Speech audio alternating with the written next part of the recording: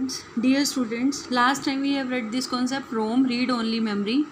रोम में मैंने आपको एक्सप्लेन किया था कि जब कंप्यूटर मैन्युफैक्चरर इसको बनाता है ना बेटा, जिसने कंप्यूटर बनाया है, तो रोम में ऐसा ऐसा डेटा डाला जाता है बेटा जो इरेज ना होना हो।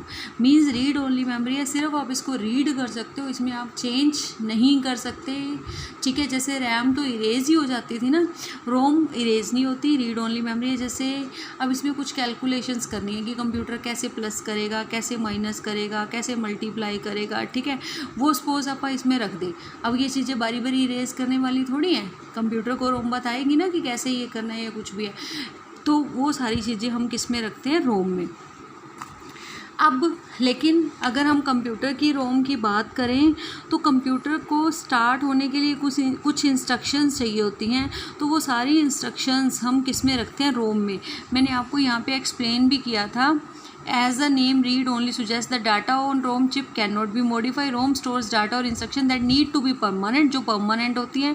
It contents are created at the time of manufacturing. इसके contents, इसमें जो भी डाला हुआ है तब रेडी किए जाते हैं जब मैन्युफैक्चर इसको बना रहा है, and can not be change, और इसको चेंज नहीं किया जा सकता। It help the computer to get started. बेटा इसका काम क्या है, जब भी आप कंप्यूटर को स्टार्ट करते हो तो कंप्यूटर को स्टार्ट करने में हेल्प करने का काम किसका होता है, रोम में। अब अगर उसके कंटेंट्स हैं बारी बारी इरेज हो जाएं तो आप कंप्यूटर को स्टार्ट कैसे करोगे, इसलिए इसका कॉन्सेप्ट रीड ओनली मेमोरी रखा गया है कि रीड होगी लेकिन इसमें कभी भी आप चेंज नहीं कर पाओगे। बेटा next concept is disk drives.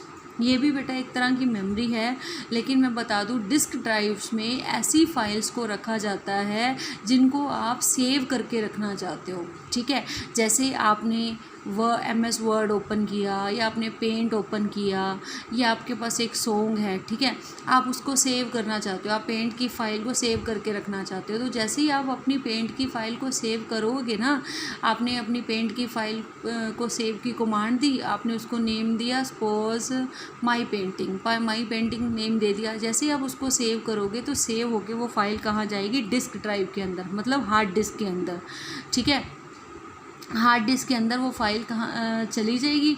अब आपका जब भी मन करे बेटा उस फाइल को आप क्या करके देख सकते हो, ओपन करके देख सकते हो, इसलिए हम हार्ड डिस्क का यूज़ करते हैं। Disk drives are use for storing data, instruction and information for future use. Disk drive किस लिए, इन्फॉर्मेशन को और डाटा को स्टोर करती हैं ताकि आप उसको फ्यूचर के लिए क्या कर सको, यूज़ कर सको। ठीक है, some drives are also use for reading information. Hard disk drive, CD, ROM, DVD drive and Blu-ray drive are the drives fitted inside the system unit. ये सारी ड्राइव्स बेटा सिस्टम यूनिट मैंने आपको बताया था ना, यहाँ पे ये सिस्टम यूनिट है, इसके अंदर रखी जाती है। ठीक है, सबसे पहले हम पढ़ते हैं हार्ड डिस्क ड्राइव। देखो बेटा ये हार्ड डिस्क ड्राइव है, ये एक मेमोरी एरिया है जहाँ पे आप अपनी फ़ाइल को सेव करके रख सकते हो। इसमें से फ़ाइल तब तक नहीं जाएगी जब तक आप उसको खुद से डिलीट नहीं कर दोगे।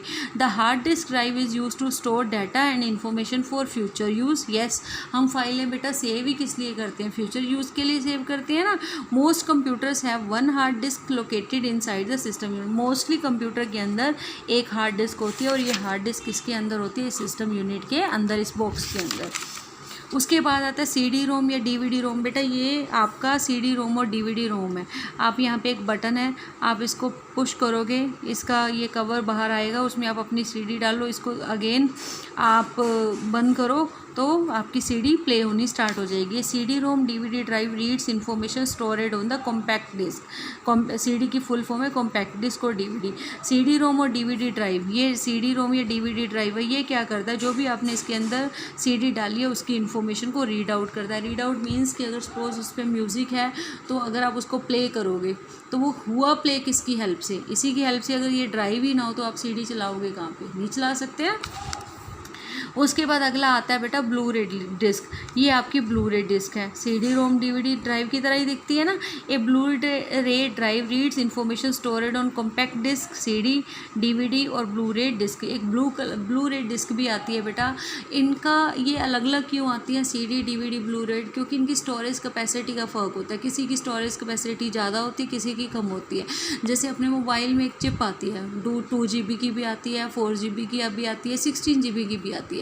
अगर आप 16 GB की ले लेते हो तो उसमें आप डाटा ज़्यादा स्टोर कर सकते हो। ठीक है, उसके बाद बेटा हमारा डिस्क ड्राइव्स में ये तीनों hard disk drive, CD ROM, DVD drive और ब्लू रे ड्राइव, ये तीनों ही इंफॉर्मेशन को परमानेंटली स्टोर करने के लिए यूज़ होती हैं। But if you want to delete that file then you can, अगर आप उस फाइल को डिलीट करना चाहते हो अपनी तरफ से तो आप फाइल को डिलीट कर सकते हो। उसके बाद बेटा हमारा है SMPS, switch mode power supply. इसको मैं आपको बड़े शॉर्टकट से तरीके से क्लियर कट बताती हूँ। एक्चुअल में क्या होता है, यहाँ पे आप देखिए ये प्लग है, ठीक है। आप क्या करते हो, एक वायर आएगी, उस वायर का की एक साइड तो आप लगाओगे अपने घर के वो स्विच पे जिससे आप कंप्यूटर ऑन करना चाहते हो, जहाँ से लाइट का कनेक्शन हो, ठीक है। उसका एक कॉर्नर आप यहाँ लगा दोगे। आपकी जो ये सिस्टम यूनिट है ना, देखो इस SMPS को देखो और यहाँ पे इसको देखो, ये बेटा SMPS सिस्टम यूनिट के अंदर यहाँ पे फिट है।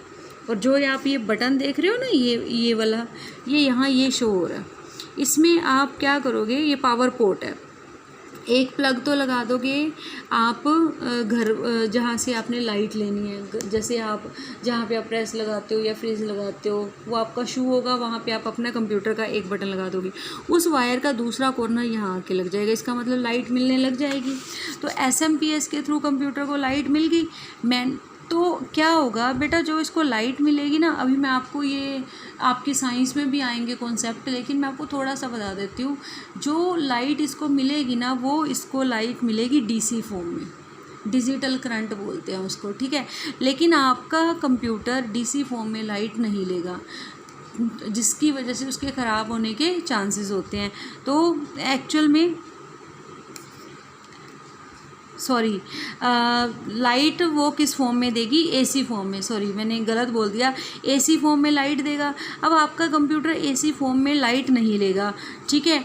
तो SMPS का एक्चुअल में काम क्या है, SMPS क्या करेगा, उस AC फॉर्म को DC फॉर्म में कन्वर्ट करेगा। कंप्यूटर DC फॉर्म में लेता है, किस फॉर्म में कन्वर्ट करेगा, DC फॉर्म में, जिससे आपके कंप्यूटर के सारे पार्ट्स वर्क करना स्टार्ट कर देंगे। दोबारा बता रही हूँ, आपका जो प्लग होगा जो लगा हुआ है आपके घर के शू पे, वो क्या करेगा, लाइट देगा किस फॉर्म में, AC फॉर्म में। AC फॉर्म में कंप्यूटर लाइट नहीं लेगा। तो ये SMPS का वर्क क्या है, स्विच मोड पावर सप्लाई का, ये उस AC को किस में चेंज कर देगा, DC में। DC फॉर्म में कंप्यूटर लाइट लेता है, इसलिए ये उसको DC फॉर्म में कन्वर्ट कर देगा। Many personal computer plug in standard wall outlets which supply N alternating current. जो आपका प्लग है जहाँ से आपने लाइट ली है, वो आपको कौन सा करंट देगा, AC current of 115 to 120 volts. This type of power is unsuitable for use with a computer. तो ये वाली पावर जो उसको मिल रही है AC वाली, वो कंप्यूटर के लिए अनसूटेबल है, उस पर कंप्यूटर वर्क नहीं कर सकता, ठीक है। Which require a direct current, उसको क्या चाहिए, DC फॉर्म चाहिए लाइट का, ranging from 5 to more than 50 volts, उसको इतनी वोल्टेज चाहिए, ठीक है। The SMPS converts the wall outlet AC power into DC। तो SMPS क्या कर देगा, AC को किस में कन्वर्ट कर देगा, DC में। There is a fan built into the power supply, इसके अंदर ना एक बेटा एक फ़ैन लगा होता है, that keeps a power supply cool, वो उस जो पावर सप्लाई आ रही है उसको कूल रखता है। दो ही चीज़ें SMPS में, फर्स्ट ऑफ ऑल SMPS की फुल फॉर्म होती है स्विच मोड पावर सप्लाई। आप जहाँ से कंप्यूटर को लाइट देते हो, वो कंप्यूटर को लाइट मिलती है AC फॉर्म में। आपका कंप्यूटर सूटेबल नहीं है AC फॉर्म के लिए, कंप्यूटर को DC फॉर्म चाहिए। SMPS क्या करेगा, जो AC मिल रही है वो सबसे पहले इसके पास जाएगा वो करंट, ये उसको AC से किस में कन्वर्ट कर देगा, DC के अंदर, ठीक है, और कंप्यूटर उसको ले लेगा। इसके अंदर एक फ़ैन लगा होता है, जो पावर सप्लाई इसके पास आ रही है उसको कूल रखने में उसकी हेल्प करता है। ये बेटा SMPS का वर्क है। Okay, thank you. कल हम नेक्स्ट कॉन्सेप्ट पे चलेंगे, अभी आप यहाँ तक करिए इसको, ठीक है। ओके।